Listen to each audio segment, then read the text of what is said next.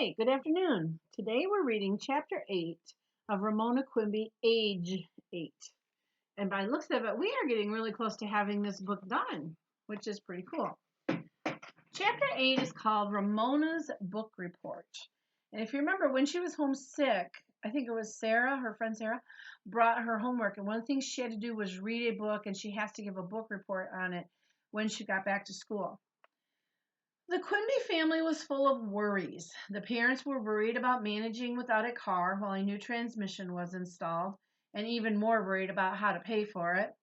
Beezus was worried about the party she had been invited to because boys had also been invited. She was afraid it would turn out to be a dancing party, and she felt silly trying to dance. Besides, eighth grade boys acted like a bunch of little kids at parties. Ramona, still feeling weak, moped around the house for another day, worrying about her book report. If she made it interesting, Mrs. Whaley would think she was showing off. And if she did not make it interesting, her teacher would not like it. On top of everything else, Beezus happened to be looking at her father's head as he bent over his books at the dining room table that evening. "Daddy, you're getting thin on top," she cried out, shocked. Ramona rushed to look. "Just a little thin," she said, because she did not want her father's feelings hurt. "You aren't bald yet." And there they are looking at their dad's head, thinking that he's looking bald.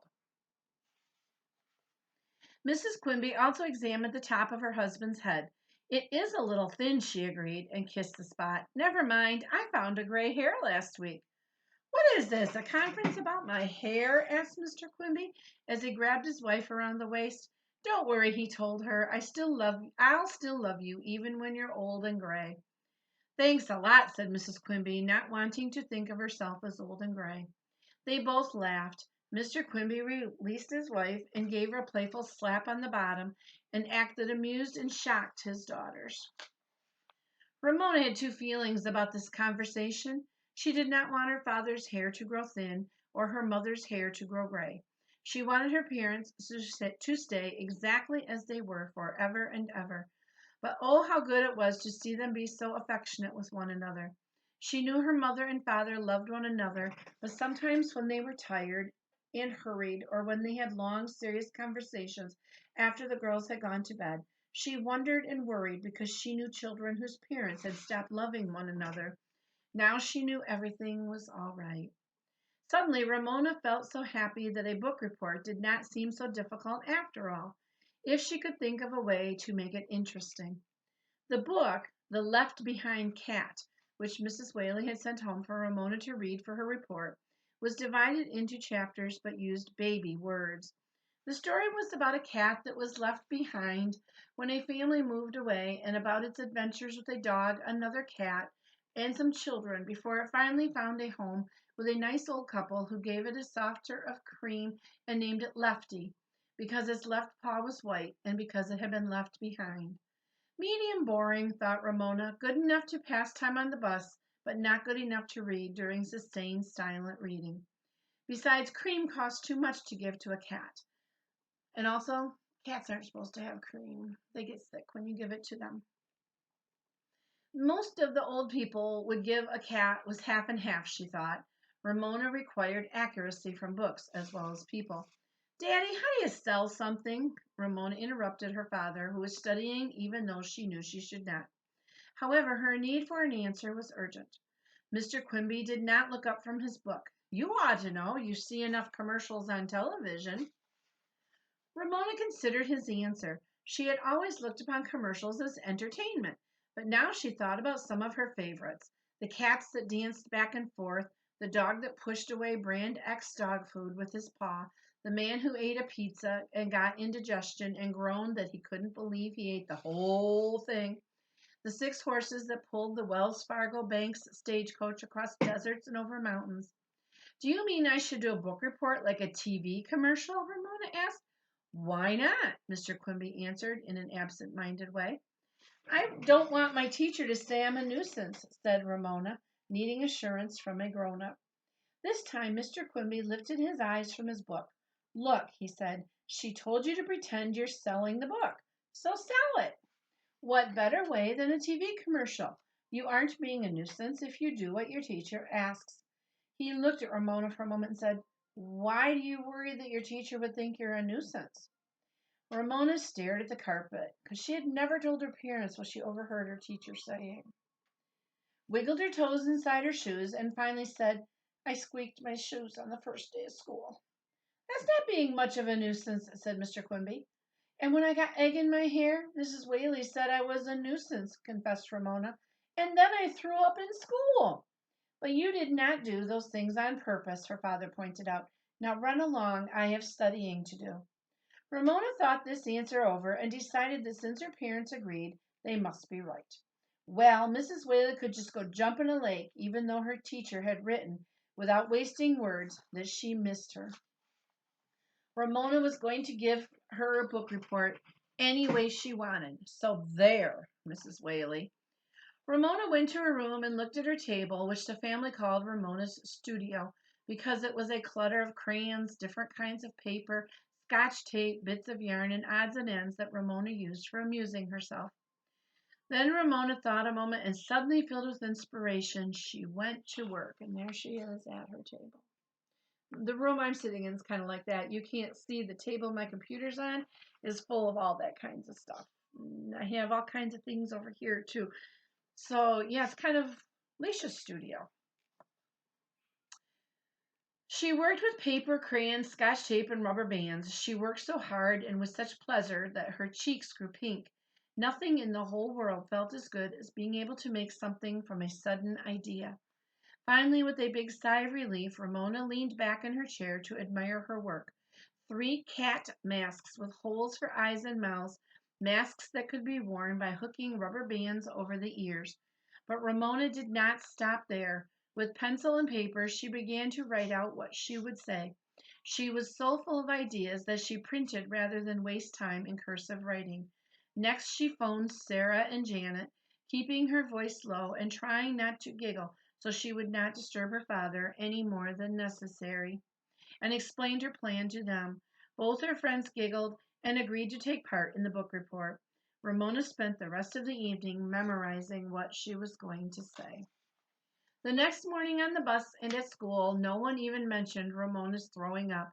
She had braced herself for some remark from Yardape, but all he said was, "Hi, Superfoot." When school started, Ramona slipped cat masks to Sarah and Janet, handed her written excuse for her absence to Mrs. Whaley, and waited, fanning away escaped fruit flies from their oatmeal science project, for book reports to begin. After arithmetic, Mrs. Whaley called on several people to come to the front of the room to pretend they were selling books to the class. Most of the book reports began, "This is a book about," and many, as Beezus had predicted, ended with, "If you want to find out what happens next, read the book." Then Mrs. Whaley said, "We have time for one more report before lunch. Who wants to be next?" Ramona waved her hand, and Mrs. Whaley nodded. Ramona beckoned to Sarah and Janet, who giggled in an embarrassed way, but joined Ramona, standing behind her and off to one side. All 3 girls slipped on their cat masks and giggled again. Ramona took a deep breath as Sarah and Janet began to chant, "Meow, meow, meow, meow, meow, meow, meow, meow," and danced back and forth like the cats they had seen in the cat food commercial on television. Have your parents Google that. That's a pretty famous commercial from a long time ago, and it's for the cat food called Meow Mix. "Left Behind Cat gives kids something to smile about," said Ramona in a loud, clear voice, while her chorus meowed softly behind her. She wasn't sure what she said was exactly true, but neither were the commercials that showed cats eating dry cat food without making any noise. Kids who have tried Left Behind Cat are all smiles, smiles, smiles. Left Behind Cat is the book kids ask for by name. Kids can read it every day and thrive on it. The happiest kids read Left Behind Cat. Left Behind Cat contains cats, dogs, and people. Here Ramona caught sight of Yardape leaning back in his seat, grinning in the way that always flustered her. She could not help interrupting herself with a giggle, and after suppressing it, she tried not to look at Yardape and to take up where she had left off.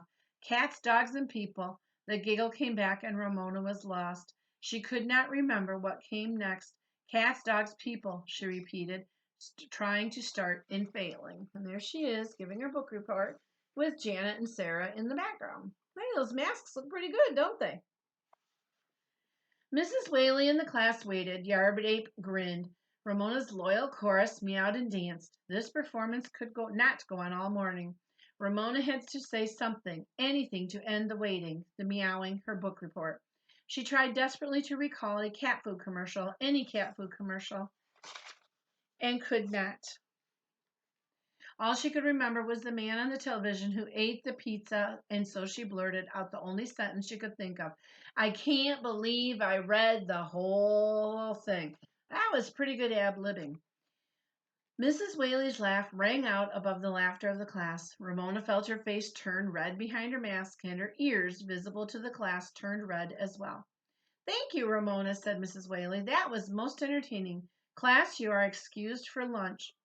Ramona felt brave behind her cat mask. Mrs. Whaley, she said, as the class pushed back chairs and gathered up lunchboxes. That wasn't the way my report was supposed to end. Did you like the book? Asked Mrs. Whaley. Not really, confessed Ramona. Then I think it was a good way to end your report, said the teacher. Asking the class to sell books they really don't like isn't fair. Now that I stop to think about it, I was only trying to make the book reports a little livelier. Encouraged by this confession and still safe behind her mask, Ramona had the boldness to speak up. Mrs. Whaley, she said with her heart pounding, you told Mrs. Larson that I'm a nuisance, and I don't think I am. Oh, that was brave. That was really brave of Ramona to say that. Mrs. Whaley looked astonished. When did I say that? The day I got egg in my hair, said Ramona. You called me a show-off and said I was a nuisance. Mrs. Whaley frowned, thinking, why, Ramona, I can recall saying something about my little show-off, but I meant it affectionately, and I'm sure I never called you a nuisance. Rule number one for teachers, don't ever lie to your students like that. I never have. When you say something or do something, fess up. Yes, you did, insisted Ramona. You said I was a show-off, and then you said, what a nuisance.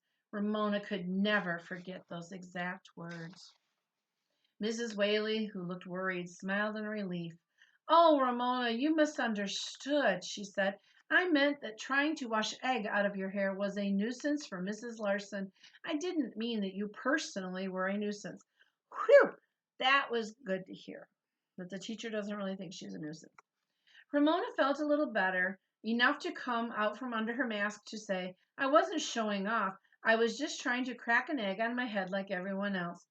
Mrs. Whaley's smile was mischievous. Tell me, Ramona, she said, don't you ever try to show off? Ramona was a little embarrassed. Well, maybe sometimes a little, she admitted. Then she added positively, but I wasn't showing off that day. How could I be showing off when I was doing what everyone else was doing? You've convinced me, said Mrs. Whaley with a big smile. Now run along and eat your lunch. Ramona snatched up her lunchbox and went jumping down the stairs to the cafeteria. She laughed to herself because she knew exactly what all the boys and girls from her class would say when they finished their lunches. She knew because she planned to say it herself. I can't believe I ate the whole thing.